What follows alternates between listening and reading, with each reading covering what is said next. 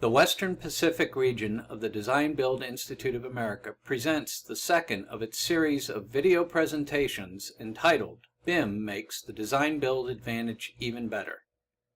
This presentation was recorded live on April 17, 2012 at the Biltmore Hotel in Los Angeles. Presenting were Dave Francis from Southland Industries and Jim Youngblood, a consultant to Los Angeles Community College District. It's a real key factor. Everyone draws pipe and duct, okay? But really, the big thing now is, what's your clear access space? I mean, I have a project going right now with GSA, it's about cable tray. And there's zero tolerance for getting in the cable tray clash area, or the clearance area. There's zero tolerance by the GSA on this thing. So here, everyone, before we've done hospitals where, yeah, you're not going to get it, but we know at the end of the day, okay, we can cross on certain points. There's zero tolerance from the GSA on this thing. If you install it, they will make you pull it out and reinstall it, okay? So these are the kind of things that we're trying to explain to people in the model. I mean, a real big thing that's happened for us is structural draws footings, okay? We need your area of influence drawn, okay? You've got this area of influence down underneath there that is, it might as well be an object we can't move, because we run plumbing or duct banks of electrical through it. Someone's not going to be happy with it and they're going to turn it down. These are the things that, trying to think outside the box that, I can get any kid in front of a computer to draw a pipe. It's not the pipe, okay? Can a guy physically get in and install it? Okay, is this thing workable? And really the thing, Jim's favorite one is maintenance. Can I put a ladder underneath it? Okay, you put an access door, but you put it over the toilets, okay? So how do I get a ladder in there to get to the access door so we have maintenance, okay? Code clearances, just because I kind of geek out on this stuff, I think it's a 2-inch line, waist line, you have to have 18 inches clear, from the back of it, and then it's under 2 inches. You have to have 18-inch clear. Why? Because there's a certain size snake that goes in there to unblock that thing. Bigger, it says adequate, and that's one of the biggest challenges is what's adequate access. Somebody needs to get in there and work on it. Can they do that without removing permanent construction? Whether it's in a spec with conduits or whatever lines underground running close to footings, is your 27-year-old kid going to be cognizant of all those little hidden ticking landmines in the spec that his team isn't modeling kind of in concert with?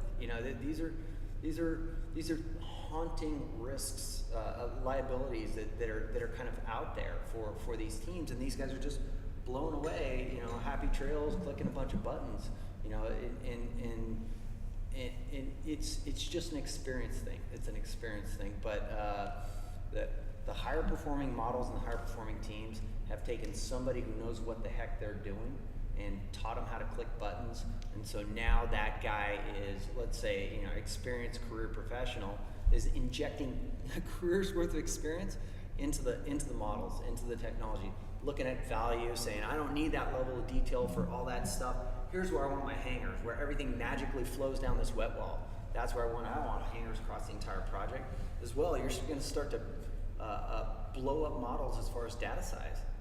And then they start locking up because, well, you got hangers up the yin-yang, but you really, only the value would be in these different locations. The E202 document, I talked about that, the level 2 LOD 300 versus 400. 400 is typically construction. 300 is typically constructible, but it doesn't have quite all the elements of construction, all right? We're trying to clarify that because not everyone might be at 300, not everyone might be at 400, okay? It depends on who's there, so that's what the AGC is working on.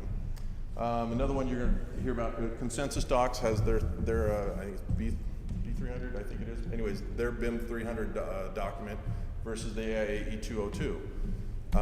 They're contractual documents, all right? And that's the key thing there. And the one thing that Consensus Docs does really well is they outline the process and let you kind of interpret some of the things. The AIA E202 has this matrix there that's pretty specific about it. And I think they actually blend together really well if you look at them. They're actually together. They're a good product. There's other things you'll see out there when you talk about BIM executable plans. Penn State's done a great job on it. There's a few others out there, but Penn State has one that looks like they've taken a hybrid of everyone's best of everything and pulled it into one. So that's usually what we start with, and that's kind of the negotiating point we start with. So obviously our top lesson learned is you need a BIM plan. Okay, go ahead now. run through these things. So obviously, we've identified the team members and stage, the coordination, we talked about that, the level of developments, software, sharing formats, folders and file setups, coordination meetings. That's a real big thing. What's your format? We meet one time a week, 3 times a week? And that can vary based on how the model's developed, okay? We only need once a week or maybe once every 2 weeks, okay? As it develops, maybe all of a sudden things start cranking up and we need to work together. And it depends on your team members. Are these guys cohesive and work together? Or are they guys that we can let kind of work out there and meet once in a while just as a check? Existing conditions, laser scanning is a new process out there. It's very cost effective. It's amazing when you start looking at what you get out of a laser scan versus people trying to as-built. But everyone looks at the hard cost and, oh my God, it's $6,000. I go, yeah, but that's $6,000. Let's look at all the value we got there by having no questions about what's in the way, you know. And then a project BIM manager to enforce the plan. You know, that's a factor we've been talking about here is who's this guy really running the show, okay? And he's not the 27-year-old kid out of school. He's actually a guy with construction knowledge who knows who can move, who can negotiate. Yeah, I know it's going to hurt, but you need to move. All right, we look at the team. That's the better move for the team. But we've been on and on about why. You know, just to be able to answer why, not only from just one aspect, and I'm not talking because it's in your contract. I'm talking about real value explanation. It's going to impact this project, this team, that guy right there. I like to hit things with several whys. Or answer it with several whys. It brings this, it brings that, it brings that, it brings that. At some point, they're going to go, dude, yeah, I got it. Or you're going to shake out whether they're like, they just don't want to do it, and then you got to kind of do a little sales or personal identification with them to get them to uncross their arms and to make those moves. Competent people. Jim's alluded to it. I'm talking about it. Yeah, there's a lot of good, sharp, young computer whiz kids out there, and they're probably great on their little Nintendo machine at home, but we're in an element. I need construction people. I need someone that knows how to do it. It's just the same element. I can teach anyone in Navisworks. I can't teach that guy the field. I need a guy that, and the key thing is, our problem in these meetings is you need a director running the show, okay? You can put all the trades together, but we're all subcontractors typically. I can't tell you to move. I need someone in the meeting to turn around and say, no, I'm trying to be fair and non-judgmental here, but I think this is the best move for the team. You should move there and let's move on. Let's not just sit and have a pissing match over it. Startup and maintenance. This is a real big factor for us. We've talked about it. Is all this coordination provides value. You have to make sure you understand it. Loss of profits, loss of value, loss of quality. Okay. I mean, okay, we finished the building. The building's not done. The building's gonna keep on living on. We got maintenance guys, we have a maintenance company, we have startup. This thing has to have accessibility and logic to it. How's this building getting utilized? And how do we utilize the information, okay? What kind of screens are we setting up for this guy? What interoperability? Everyone wants all this information on these models, but it requires points, and points cost money.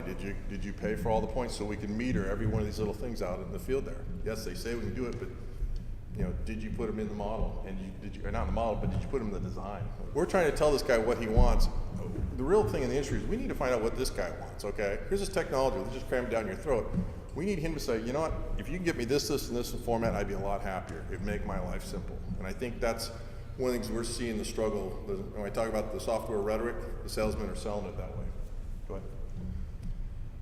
Obviously our BIM process goals. 100% 3D modeling, if the value is there, high level of detail, optimization of coordination, our site layout coordination, that's something that's come along. We're seeing more tools out there to identify what's actually on the site. Resource constructability issues, or resolve constructability issues, the internal and external coordination. So we have 3 trades in-house, so internal coordination is a pretty big deal for us. Interference, priority, and in-wall coordination, that's a big deal now, okay? How are we gonna build this thing, all right? Just because you put all the stuff in there, this guy still has to get drywall. Bill of materials, automated download for prefab. And then obviously the next goal, the ultimate goal here is still facility management. Everyone says it's there. Yeah, it is in some places, but we still need to get the information in an agreed upon format. So our summary, obviously we're going to enable industry to operate in expeditious ways. Boy, you're quick, aren't you? Quick draw, big draw there, huh? Obviously, look, ultimate goal, help eliminate design conflicts and control costs. That's always a goal. Shop drawings to be developed as design unfolds. Our RFIs and change orders are reduced. Everyone's proved that out. You can look on the McGraw-Hill site and see a lot of projects. They've proved the advantage of a completed design build job of what the savings was on the back end, reduced RFIs and change orders. Obviously, as-built, we've seen that, the opportunity for prefab and facility maintenance. Next slide. That's it.